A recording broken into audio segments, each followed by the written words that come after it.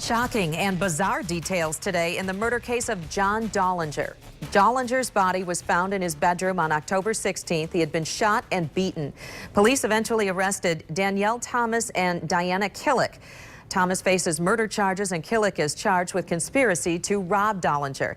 Today, during a preliminary examination for Thomas, Kilic took the stand, and 24-hour News 8 Steve Kelso was also in that Kent County courtroom. He joins us with more on what was said. Steve.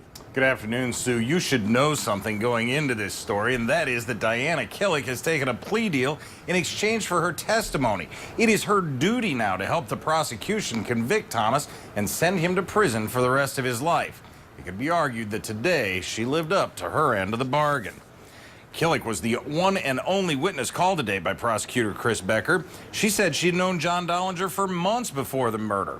An admitted prostitute, she told Judge Donald Passenger that Dahlinger had paid her for her time in the past in local hotel rooms, but the two had never had sex. Instead, she said the two would talk and hang out while he smoked crack.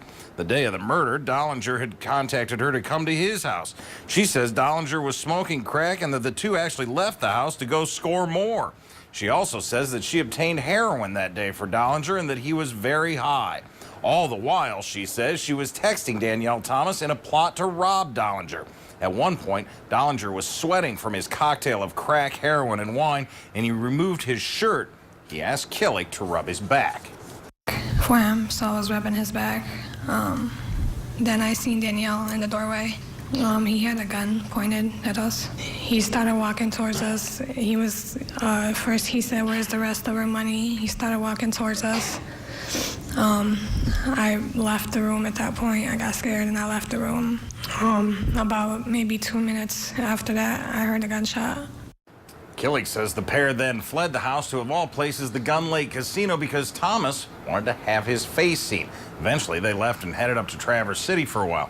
Thomas will stand trial for the murder of Kilic, and Kilic will receive only 1 year in jail and 5 years of probation. That is, if she continues to live up to her end of the agreement and testify against Thomas. In the studio controls, Steve Kelso, 24-hour News 8.